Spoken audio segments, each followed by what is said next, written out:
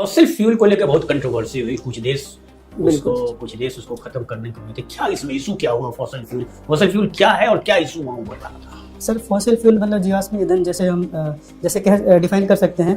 Police ने जिसने उसको एनकाउंटर किया था, उसको बड़ा अवार्ड मिला, ये मिला। बाद में he was taken to task by the government, उस पर एक्शन शुरू हो गया। तो एनकाउंटर पर आपका क्या व्यू है? सर एनकाउंटर वो अपने आप में एक तरह का वायलेंस ही है। क्रिकेट कहा जाता है जेंटलमैन्स गेम, ये सही है फ्रॉम द जेंटलमैन्स पर्सपेक्टिव कि कोई 10 सेकंड लेट हो गया, 5 सेकंड लेट हो गया क्रीज पर पहुंचने से, ये सही है जेंटलमैन गेम क्रिकेट?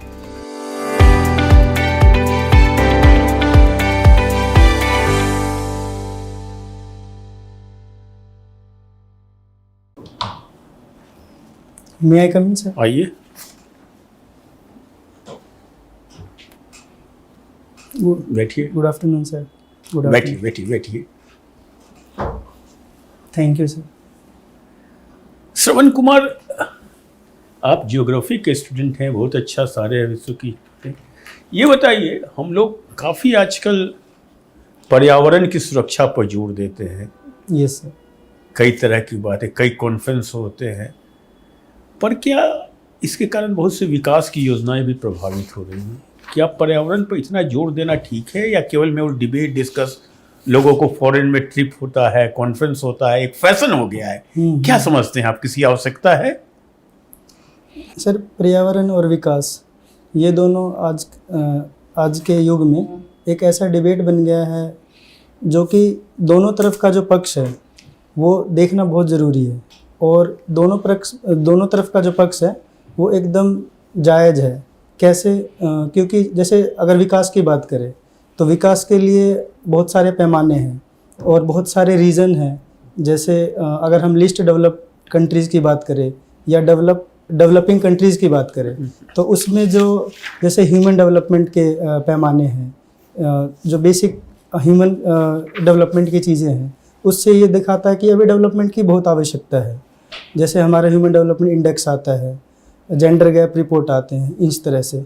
लेकिन दूसरी तरफ अगर वही हम देखें पर्यावरण के बारे में तो बहुत सारे रिपोर्ट्स हैं, एजेंसीज़ हैं, जैसे UNEP है, UN की एजेंसीज़ हैं जो बहुत सारे रिपोर्ट्स लेकर आती है, जो कि वो भी दिखाती है कि पर्यावरण का जो संरक्षण है वो बहुत ज़रूरी है।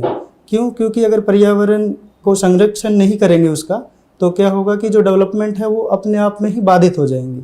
तो दोनों तरफ का जो पक्ष है वो देखना बहुत ज़रूरी है, और एक सामंजस्य जिसको है ना सस्टेनेबल डेवलपमेंट। चलिए, हाल में ये दुबई में COP28 हुआ, ये क्या बला है, क्या हुआ यहाँ पर, इससे क्या निष्कर्ष निकले? यस सर, जो COP28 है वो कॉन्फ्रेंस ऑफ द पार्टीज़, जो कि एक कंटिन्यूएशन है, 28वीं समिट है ये जो दुबई में हुए हैं। यहाँ पे हम क्या है कि जो ग्लोबल वार्मिंग है या क्लाइमेट चेंज है, इससे रिलेटेड जो हमारे पास समस्याएं हैं उसका डिस्कस करते हैं, और उसके बारे में ये कहते हैं कि कैसे इसको मिटिगेट कर सके, कैसे कम कर सकते हैं इसके प्रभाव को, और उसी के साथ साथ डेवलपमेंट की भी बातें करते हैं। जैसे इसमें है ना जो COP28 हुआ है, इसमें बहुत सारे फ्रेमवर्क सामने आए हमारे।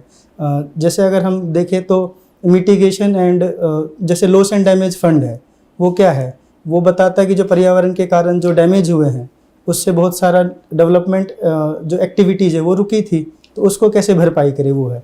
उसके अलावा है हमारा जो GST ग्लोबल स्टॉक टेक है, वो बताता है कि अभी तक जैसे 2015 में पेरिस एग्रीमेंट हुआ था, उसमें हमने इसमें एक फॉसिल फ्यूल को लेकर बहुत कंट्रोवर्सी हुई। कुछ देश उसको खत्म करने को थे। क्या इसमें इशू क्या हुआ? फॉसिल फ्यूल क्या है और क्या इशू वहाँ बढ़ रहा था?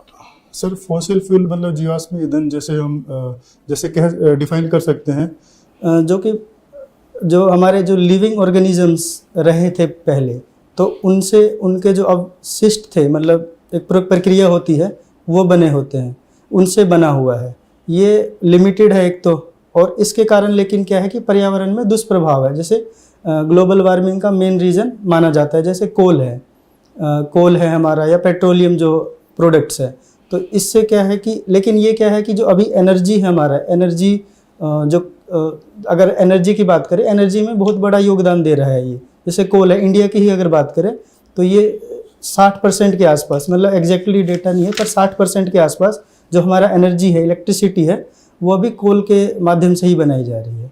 तो एक तो ये है, लेकिन क्या है इसका पर्यावरण में दुष्प्रभाव है, तो अब इसको कम करना भी ज़रूरी है, जो जीवाश्म ईंधन के जो प्रोडक्ट्स हैं उनको।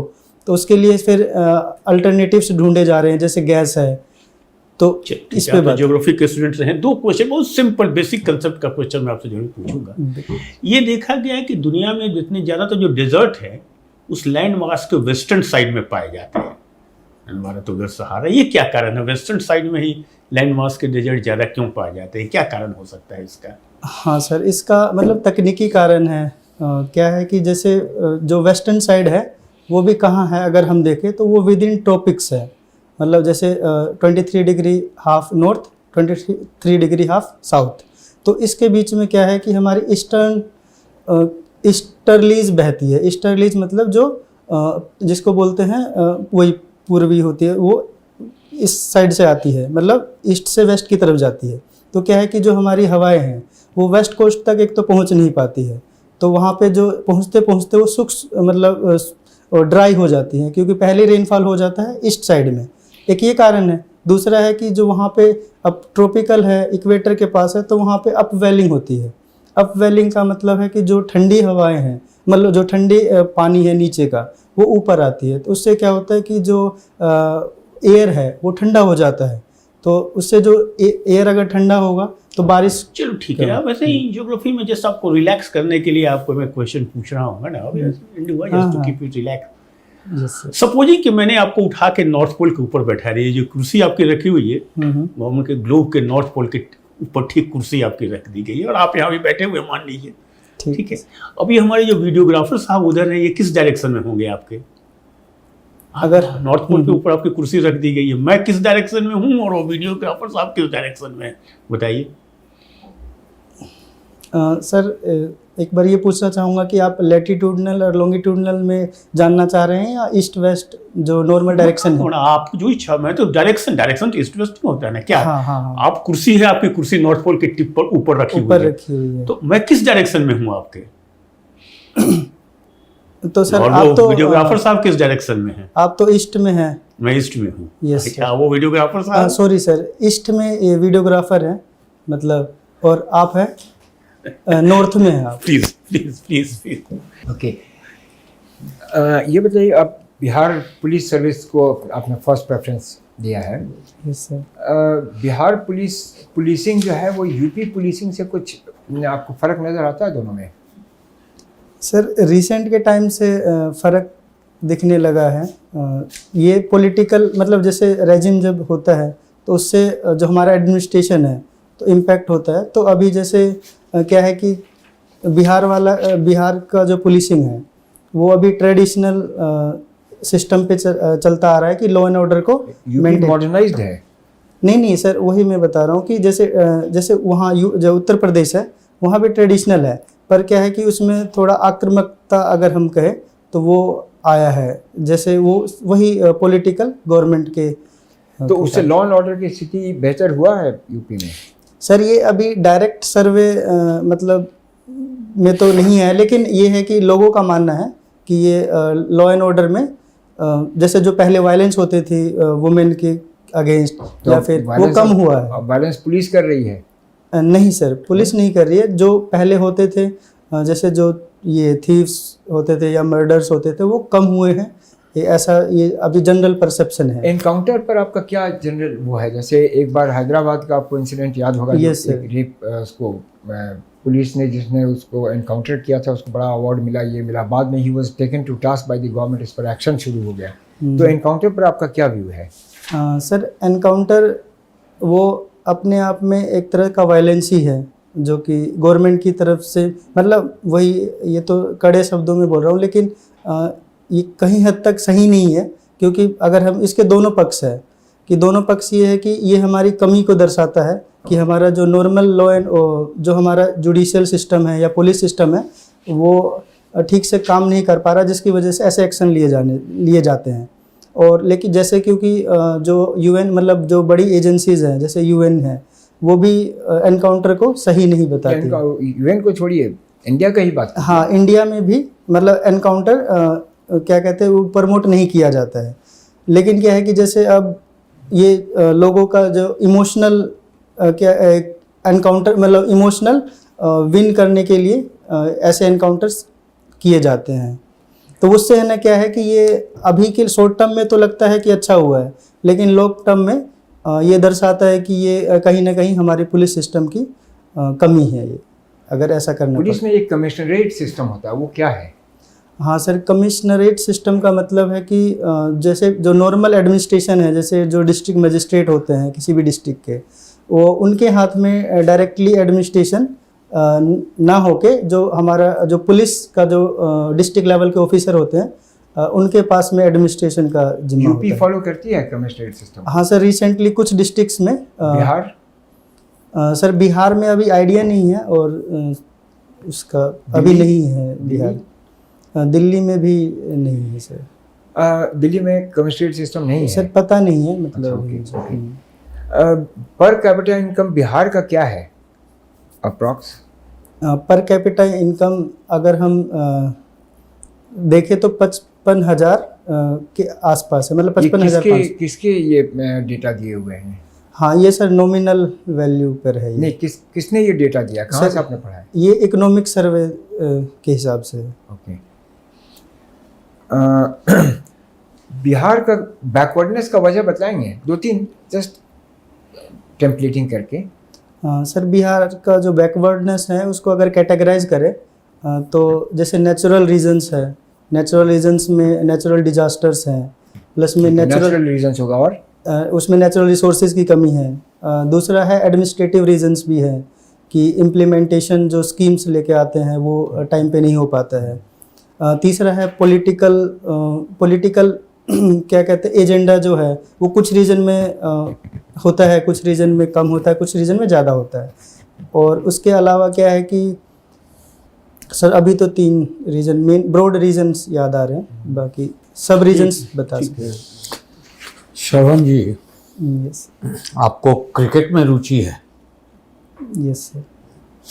एक अभी वर्ल्ड कप में आया था एक टाइम्ड आउट, ये क्या चीज़ होता है टाइम्ड आउट? सर ये क्या है कि जैसे जब किसी का विकेट गिरता है मतलब आउट होता है, तो उसके जाने से लेकर और नेक्स्ट बैट्समैन जब तक आएगा और वो बॉल फेस करेगा, उस बीच के टाइम को वो एक फिक्स टाइम दिया हुआ है, जैसे 2 मिनट है।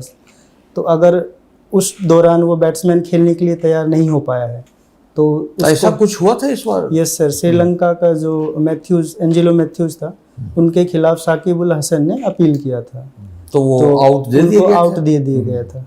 अच्छा, तो ये क्या क्रिकेट कहा जाता है जेंटलमैन्स गेम, यस सर। ये सही है फ्रॉम द जेंटलमैन्स पर्सपेक्टिव कि कोई 10 सेकंड लेट हो गया, 5 सेकंड लेट हो गया क्रीज पर पहुंचने से, ये सही है gentleman game cricket? Sir gentleman game है, ये सही है, लेकिन कुछ नियम और कायदे भी होते हैं हर सिस्टम का, मतलब एडमिनिस्ट्रेशन से लेके स्पोर्ट्स से लेके।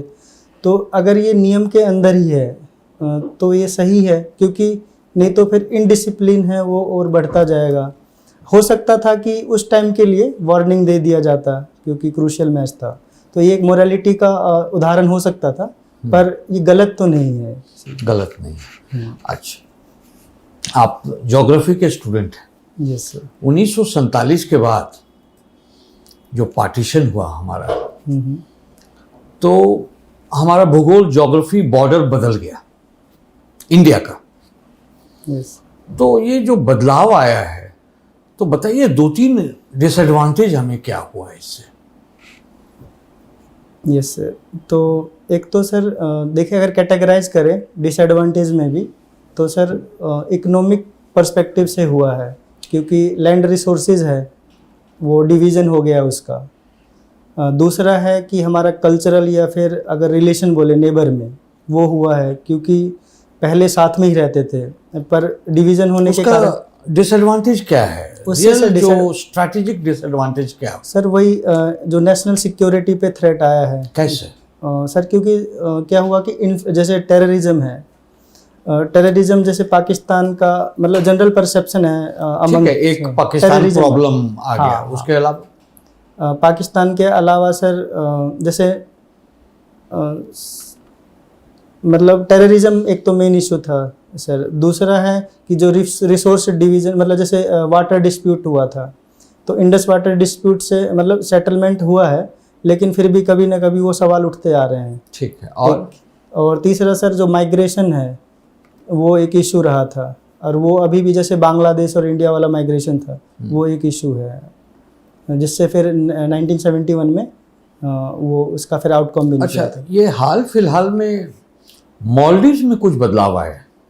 सॉरी सर, मालदीव्स मालदीव्स मालदीव्स का माले जिसका कैपिटल है, तो वहां पर नई सरकार आई है, यस उससे कुछ फर्क पड़ता है इंडिया को?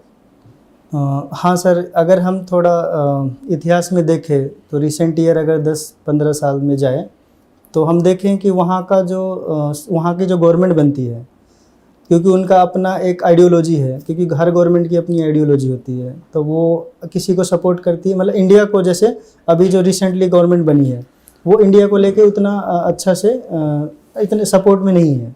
तो ऐसा क्यों बोल रहे हैं? सर वही है, जैसे उसके मतलब जो उनका हेड ऑफ द स्टेट है वो अपनी आइडियोलॉजी को मतलब उनका कुछ है इंडिया को लेके नेगेटिव सेंटिमेंट्स है, तो जिससे वो चाहते हैं कि हमारा कैसे नेगेटिव सेंटिमेंट है, क्यों ऐसा बोल रहे कोई? हाँ सर, वो एक उदाहरण रीजन, दीजिए। हाँ वो सर उदाहरण ये है कि जैसे हमारा है ना वहाँ पे अभी प्रोजेक्ट बन रहा था, तो उन्होंने फिर वो इंडिया को प्रेफरेंस नहीं दिया, या फिर इंडिया के अगेंस्ट में जो प्रोपेगेंडाज हैं वो अगर उठ रहे हैं देश में तो वो सपोर्ट करते हैं, वो दबाते नहीं हैं। तो ऐसा भी एक देखा गया। धन्यवाद।